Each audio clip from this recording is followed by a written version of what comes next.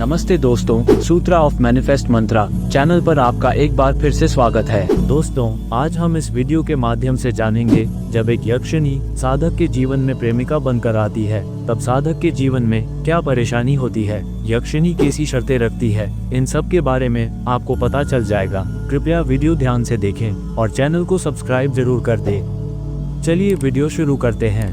अमावस की काली रात थी और चारों तरफ घना अंधेरा था। कुत्ते और बिल्लियों की डरावनी आवाजें आने लगी थी। शमशान के भीतर मरे हुए इंसानों की चिताएं जल रही थी। उसी शमशान के भीतर पीपल के पेड़ के नीचे यक्षिणी साधना हो रही थी। एक अजय नाम का लड़का पीपल के पेड़ के नीचे बैठकर रहस्यमयी मंत्र का उच्चारण कर रहा था। पीपल के पेड़ पर आत्माएं रहती है, उनसे बचने के लिए अजय अपने चारों तरफ एक काला घेरा बनाता है। उसके बाद इत्र की बोतल खोलता है। यक्षिणी को प्रसन्न करने के लिए इत्र अपने बदन पर लगा लेता है। इत्र की खुशबू से सारा वातावरण सुगंधित हो जाता है।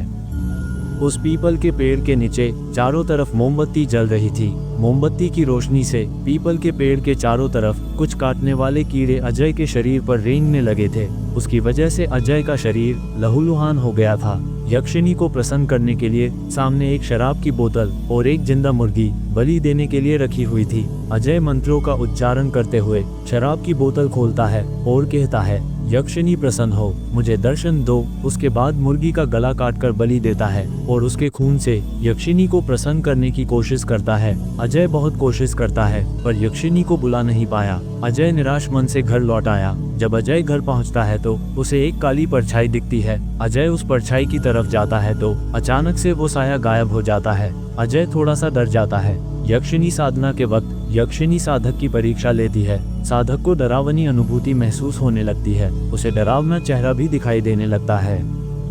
रात के 12 बज रहे थे। अजय अपने बिस्तर में लेटकर एक गहरी सोच में खोया हुआ था। यक्षिणी साधना करते हुए आज 10 दिन हो गए हैं। उसका शरीर अब कमजोर होने लगा था। जैसे लग रहा था उसके शरीर से किसी ने खून चूस लिया हो। सारा शरीर सफेद पड़ चुका था। यक्षिणी साधना करते हुए अजय अब निराश हो चुका था। उसे ऐसा लगने लगा था वह ये साधना संपूर्ण नहीं कर पाएगा। जब से अजय ने यक्षिणी साधना करना आरंभ किया, तब से अजय को कुछ अजीब सी बेचैनी महसूस होने लगी थी। उसे आधी रात को ऐसा लगता था कोई औरत उसे खींचते हुए कहीं दूर ले जा रही है। कभी कभी ऐसा लगता था कोई नुकीली चीज अजय के शरीर में घुस गया है और उसका शरीर खून से लथपथ हो गया है।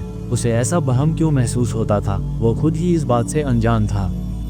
अजय 10 दिनों से हर रोज रात को शमशान जाता था और आधी रात को यक्षिणी साधना करता था। कभी कभी ये साधना सुबह के 3 बजे तक चलती थी। शमशान में रहने वाले कीड़े अजय के शरीर से खून चूसते थे। साधना समाप्त होने के बाद अजय का शरीर लहूलुहान हो जाता था। इतनी कोशिश करने के बाद भी अजय यक्षिणी को प्रसन्न नहीं कर पाया। अजय ने यक्षिणी साधना एक पुस्तक को पढ़कर सीखी थी। अजय सोचता है वह वापस पुस्तकालय जाएगा और यक्षिणी साधना की पुस्तक को दोबारा ध्यान से पढ़ेगा। उसके बाद दोबारा यक्षिणी को प्रसन्न करने की कोशिश करेगा।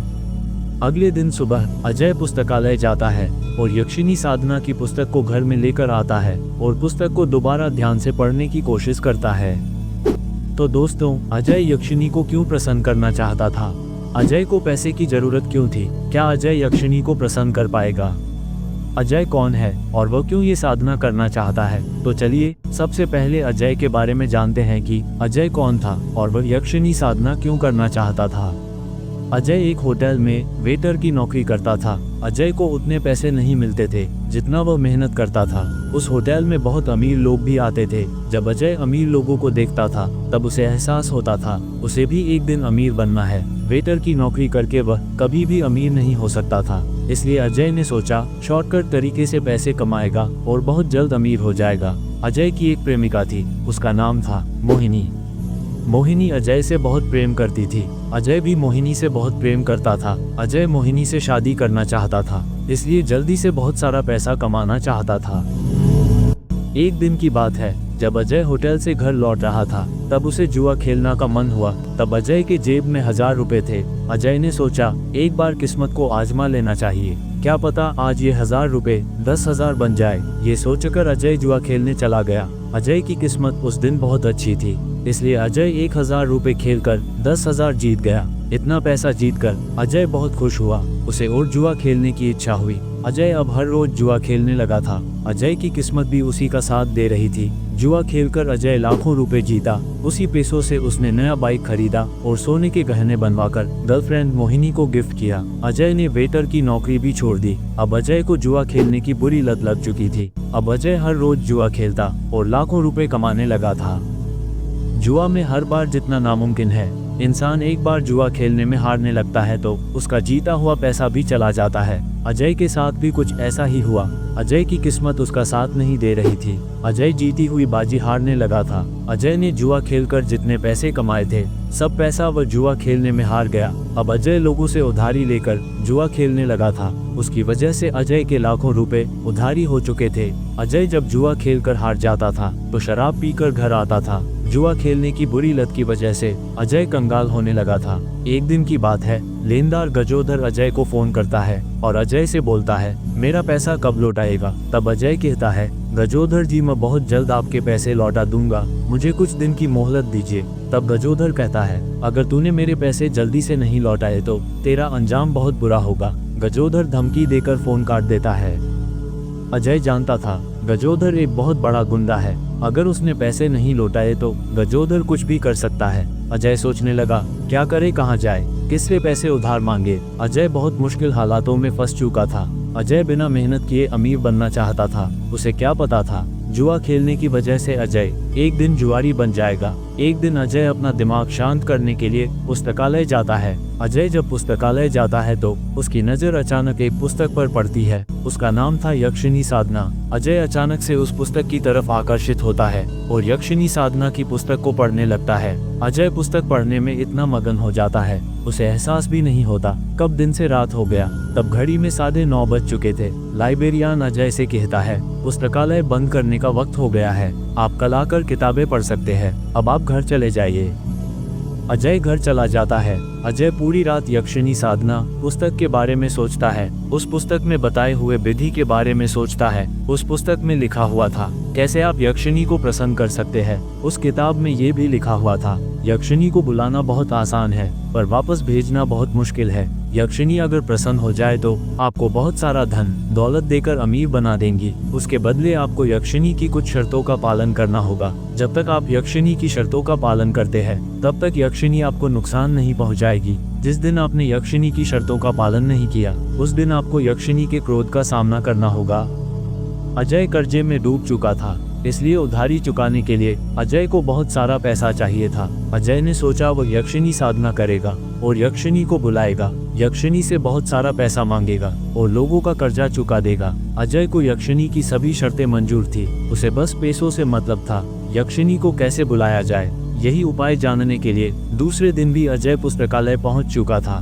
दूसरे दिन अजय ने यक्षिणी साधना की पुस्तक को ध्यान से पढ़ने लगा। आधी पुस्तक पढ़ने के बाद अजय यक्षिणी साधना की पुस्तक को वापस पुस्तकालय रख देता है और घर चला आता है। उसी रात को अजय शमशान जाता है और एक पीपल के पेड़ के नीचे जाकर बैठ जाता है। अपने बैग से एक चाकू, एक शराब की बोतल, एक इत्र की बोतल, एक काला मुर्गा, दिया और पूजा की सामग्री निकालता है। पीपल के पेड़ में भूत प्रेत रहते हैं, उनसे बचने के लिए अजय कोयले से एक गोल घेरा बनाता है और उसके बाद आटे से एक घेरा बनाता है। इत्र का बोतल खोलकर अपने आसपास इत्र छिड़कने लगता है और बाकी के इत्र को अपने बदन में मल लेता है। अजय धारदार चाकू से मुर्गी का सर धड़ से अलग कर देता है। मुर्गी के फरफराने की वजह से आसपास का माहौल थोड़ा डरावना हो जाता है। अजय की आंखों में एक जुनून दिखाई देता है, उसे अपने आसपास नकारात्मक ऊर्जा होने का आभास होता है। अजय जोर जोर से रहस्यमयी मंत्रों का उच्चारण करने लगता है। धीरे धीरे रात गहरी होने लगती है। शमशान में जलते चिता की अग्नि से शमशान जगमगाने लगता है। यक्षिणी साधना करते करते रात के 3 बज जाते हैं। अजय रहस्यमयी मंत्र का उच्चारण करना बंद करता है और यक्षिणी को बुलाने की कोशिश करता है। यक्षिणी प्रकट नहीं होती है। अजय निराश मन से बार बार यक्षिणी को पुकारता है, यक्षिणी प्रसन्न हो, मुझे दर्शन दो। यक्षिणी प्रकट नहीं होती। अजय पूजा समापन करता है और वापस घर लौट जाता है। अजय जब घर पहुंचता है तब निराश मन से बिस्तर में लेट जाता है। उसे कुछ भी समझ में नहीं आ रहा था, आगे क्या करें, यक्षिणी को कैसे प्रसन्न करें। अगर यक्षिणी प्रसन्न नहीं हुई तो लेनदार वाले पैसों के लिए फोन करके परेशान करेंगे, उसका अमीर बनने का सपना टूट जाएगा। अजय सोने की कोशिश करता है। तभी अचानक से अजय को कुछ ऐसा अनुभव होता है। अजय डर के मारे कांपने लगता है। अजय देखता है उसके चारों तरफ कुछ काला साया घूम रहा है। अजय बिस्तर से उठकर भागने की कोशिश करता है। तभी अचानक अजय का पैर फिसल जाता है। अजय जमीन पर गिर जाता है। अजय बेहोश हो जाता है। अगले दिन सुबह जब अजय को होश आता है तब खुद को बहुत कमजोर पाता है। उसका सारा बदन दर्द कर रहा था। उसे ऐसा लग रहा था किसी ने उसे रात को जमीन में पटक दिया था। अजय आईने के सामने जाकर देखता है उसके शरीर पर नाखूनों के खरोंचने के निशान थे। अजय को कुछ भी समझ में नहीं आ रहा था उसके साथ ऐसा क्यों हो रहा है। अजय सोचने लगता है जब से यक्षिणी साधना करना आरंभ किया है तब से उसके साथ कुछ बुरा हो रहा है। तभी अचानक अजय का मोबाइल बजता है। फोन की दूसरी तरफ से अजय की गर्लफ्रेंड मोहिनी बोलती है, जान आजकल आपको क्या हो गया है, आप मुझसे मिलने क्यों नहीं आते हो। अजय यक्षिणी साधना में इतना मगन हो गया था उसे अपनी गर्लफ्रेंड मोहिनी के बारे में भूल गया था। अजय घबराते हुए कहता है, मैं किसी जरूरी काम से बाहर गया हुआ था इसलिए तुमसे बात करने का वक्त ही नहीं मिला, मुझे माफ कर दो जान, मैं तुमसे बहुत प्यार करता हूँ। तब मोहिनी कहती है, आज रात मैं तुमसे मिलने आ रही हूँ। अजय सोचने लगता है अगर रात को मोहिनी घर पे आई तो अजय यक्षिणी साधना करने शमशान जा नहीं पाएगा, इसलिए अजय झूठ बोलते हुए कहता है, मेरी तबीयत ठीक नहीं है, तुम फिर कभी मुझसे मिलने आना। इतना कहकर अजय फोन रख देता है। अजय नहाकर तैयार होता है। अजय जब आईने के सामने जाता है तब अचानक से डर जाता है क्योंकि उसे आईने में एक डरावना चेहरा दिखाई देने लगता है। अजय जोर से चीखता है। तभी अचानक से डरावना साया कहीं गायब हो जाता है। अजय पसीने से भीग चुका था, डर के मारे गला सूख चुका था। अजय जब पानी पीने के लिए रसोई जाता है तब उसे याद आता है यक्षिणी साधना की पुस्तक को पढ़ना अभी बाकी है। पुस्तक को पढ़ने के लिए लाइब्रेरी जाएगा और यक्षिणी साधना की पुस्तक को ध्यान से पढ़ेगा। जब अजय पानी पीकर रसोई घर से बाहर जाता है तब अचानक किसी के हंसने की आवाज चारों तरफ गूंजने लगती है। हंसने की आवाज इतनी तेज थी उसकी वजह से अजय के कानों में दर्द करने लगा था। अजय जोर से चीखता है, हंसने की आवाज बंद करो। तभी अचानक हंसने की आवाज बंद हो जाता है। अजय इस बात से अनजान था अगर यक्षिणी को प्रसन्न करना है तो उसे बुरे हालातों से गुजरना होगा। उसे ऐसी शैतानी शक्तियों से सामना करना होगा जिसे देखने और महसूस करने के बाद एक इंसान पागल भी हो सकता है। अगर उस इंसान की दिल की धड़कन कमजोर होगी तो उस इंसान की मौत भी हो सकती है। अमीर होने की लालच में अजय खतरों से खेल रहा था। तो दोस्तों, क्या अजय यक्षिणी को प्रसन्न कर पाएगा और क्या उसकी साधना सफल होगी? जानने के लिए अगला भाग देखें।